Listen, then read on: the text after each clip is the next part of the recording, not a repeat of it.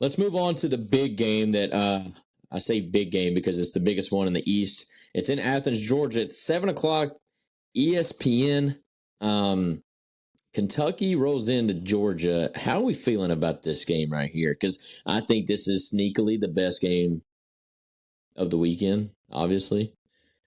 Maybe not with Alabama A&M, but I really do think this has got game number one game vibes to it because this game has got potential because of what each of these teams has put on display so far this year. Because Georgia has not looked impressive; they have gotten off to slow starts, and on the flip side of it, Kentucky most of the time this year has gotten off to a really fast start, then slows down as the game goes on. So can we see Kentucky get up early? Can we see Georgia come back from this? What are we going to see in this game? I really don't know. This could be a blowout for Georgia because it is Athens at night, or this could be a game like we saw against Auburn this past week where it comes down to the wire. Whoever has the ball last wins. Whoever gets the final stop, whoever gets the final score. I really don't know in this one, but I do think. All right, go ahead. I love it because this is finally where we get to figure out who Kentucky is. The first 5 games, I just don't feel like you had a great measurement stick. But this is a great measurement stick. Let me point something out to you. Ray Davis' career rushing yards so far, right at 600. Right at 600 yards. Do you just want to take a gander to say who the leading rusher for Georgia is and how many yards he's got? You don't even know. You don't have to know who he is. How many yards do you think a Georgia running back has through 5 games of the season? What's your number? 280. You're right on the money. It's 260. 260 yards for a Georgia running back through 5 games. And the way we know Georgia, he should have that number damn near after 1 game. Yeah. So this game's going to be one on the line. All right. This is Athens at night. At the end of the day, I'm going to choose Georgia. I'm going to choose Georgia because it's Athens at night. That's what it solely comes down to is Athens at night because especially after what we saw yesterday in the Florida game, I think Kentucky's O-line has got a really good chance to not do what they did to Florida to that extent, but Right. to dominate the line right there and get the running game going. Yeah. But I think flip side of the ball, I think that Georgia's O-line should be able to handle Kentucky's D-line. I'm not saying, just completely blow them out or anything because I think that Kentucky's D-line is very comparable.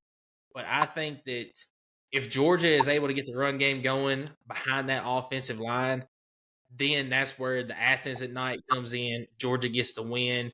But if Kentucky wins on the front, on the O-line and the D-line, does Kentucky pull the upset? Telling you, it's very possible. Look, what I hate about this weekend is you've got 3 SEC East teams, all undefeated at 5-0. But at the end of this week, you could be only looking at one team being 5-0. So it's going to be tough. I mean, there's a chance that you could have 2 teams still undefeated at 6-0, but that's a pretty hard ask between Missouri to try to upset LSU. But I mean, I think it's definitely possible.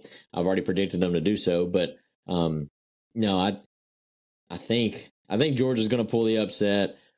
I think just because I've seen it through every game, I think it's going to be a very fun game to watch. It's going to be very competitive, but I just think at the fourth quarter, they're going to lean on Brock Bowers, and he's going to somehow carry them to another win. And Georgia's defense has always been good. It's just they're not near as dominant as we've seen. I mean, remember 2 years ago, 3 years ago, 4 years ago, 7 years ago, it was hard. It was hard for Georgia to even give up a touchdown. Yeah. And now it seems like every team that faces them scores 10 points in the first quarter. Yeah, that defense 2 years ago was unbelievable for Georgia. And the only team that put up a whole bunch of points was Alabama in the SEC championship game. And then you look at Georgia's just dominated them in the national championship game 2 games later. Yep. But that defense doesn't look near as good now. I said it earlier, that front 7 looks very suspect for Georgia, but the secondary is still really good.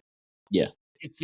This game, if it comes down to Devin Leary having to try to take over the game passing the ball, it's done. Georgia wins. No questions about it. But I don't think it'll come down to that. I think Kentucky's still going to try to do what they do and run the ball. I still take Georgia just because of the simple fact that it's Athens at night. We've mentioned it a couple of times now. Look at Carson Beck to have his third consecutive 300-yard game, too. Like, if this is just a Georgia game where they just go through and route them, like, I think it's very possible because Kentucky, I still think, is kind of they could be a very fraudulent 5-0 team just because of their level of competition, all right? Now, the 5-0, that's worth something. I get it. But Carson Beck may be finding his footing. He's like I said, went back-to-back 300-yard games. Does he make it back-to-back-to-back? I don't know. We'll find out.